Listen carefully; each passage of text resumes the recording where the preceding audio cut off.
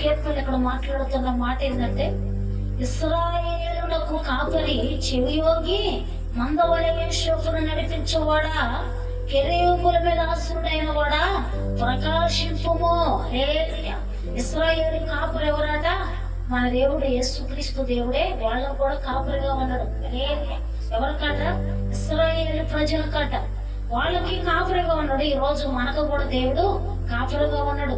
ఆయన మందను వేపే, ఇప్పుడు గొర్రెల మందని కాసుకు ఉండే వాళ్ళని ఏమంటారు? కాపరి అంటారు.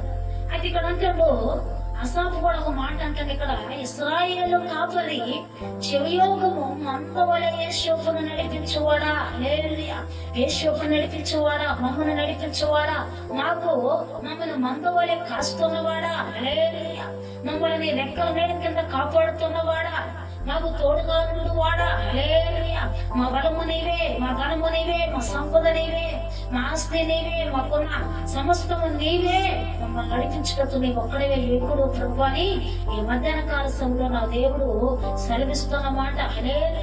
ఆయన తప్ప మనకి ఎవరు లేరు. ఎందుకంటే ఇక్కడ కెరూబుల మీద ఆసీనుడైన వాడా, ఆయన ప్రకాశిస్తుందట.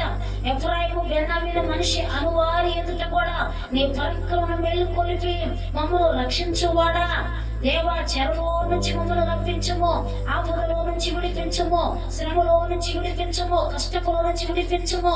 ఆపద కాలంలో యెహోవా మాకు ఉత్తరమించును గాక, యాకోబు దేవుడి నామములో మమ్మల్ని ఉద్ధరించును గాక, ఆయన పరిశుద్ధ స్థలములో నుంచి ఆయన మనకు సహాయము చేయును గాక. ఎక్కడ సహాయం చేస్తాడట? మందవలె నడిపిస్తుందట, మందవలె మేపుతుండట, మనకు తోడుగా ఉంటాడట. ఆపదలు వచ్చినప్పుడు మనల్ని ఆదుకుంటాడట, శ్రమలు వచ్చినప్పుడు మనల్ని నడిపిస్తుందట. ప్రాణాపాయములో మగ్గిపోతున్నప్పుడు ఆ శ్రమలో నుంచి విడిపించటకు మనకే తోడుగా ఉన్న దేవుడు మన దేవుడు. ఆయనే మన కాపరట. హల్లెలూయా. ఆయనే మన కాపరి.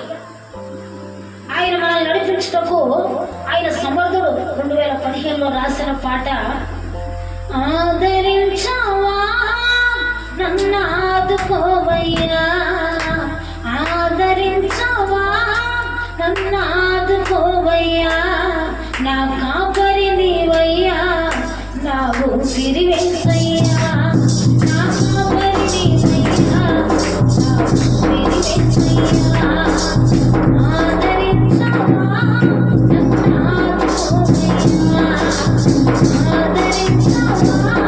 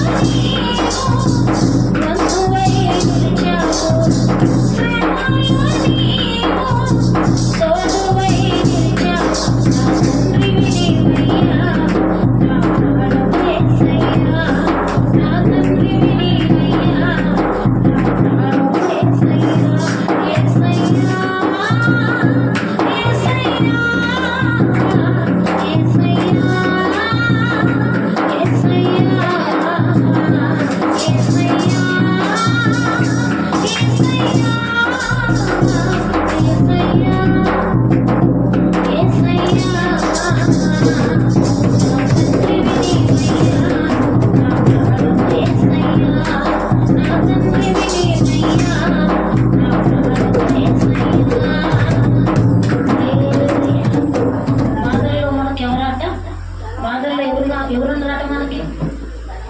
ఎవరు మాట్లాడద్దు. బాధల్లో ఎవరున్నారట మనకి?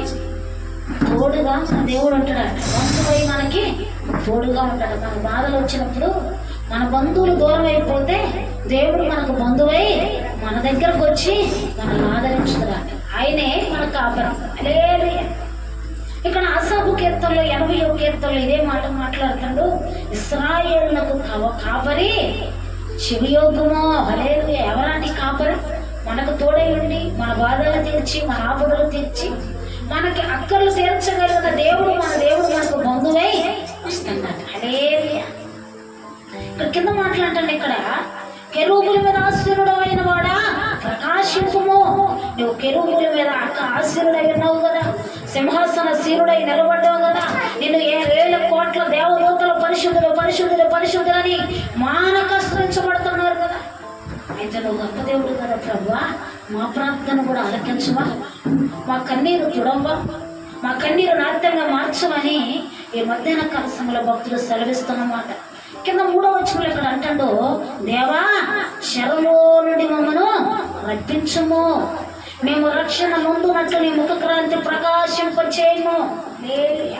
అప్పుడు అదే అంటాడు. ఎందుకు వచ్చిన చూస్తే, దేవా చెరలో నుండి మమ్మను రప్పించము, మేము రక్షణ ఉన్నట్లు నీ ముఖ క్రాంతి ప్రకాశింపచేయము. చెరలో నుండి మమ్మల్ని రప్పించు ప్రభా, మీరు రక్షణ నమ్ముతున్నట్లు నీ ముఖ క్రాంతిని ప్రకాశింపచేయము.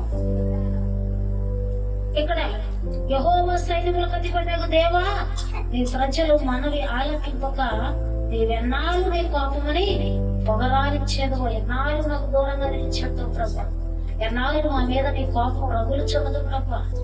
దేవుడు ఎప్పుడు మన మీద కోపం ఉండదంటే మనము దేవుడికి వ్యతిరేకంగా నడిచినప్పుడు, దేవుడికి విరోధంగా నడిచినప్పుడు, మనము దేవుడికి అడ్డుపండగా ఉన్నప్పుడు, దేవుడికి అవిధేయత మనం తీసుకొచ్చినప్పుడు, దేవుడికి విరోధంగా నడిచినప్పుడు ఆయన కోపం మన మీద రగులుకుంటుంది.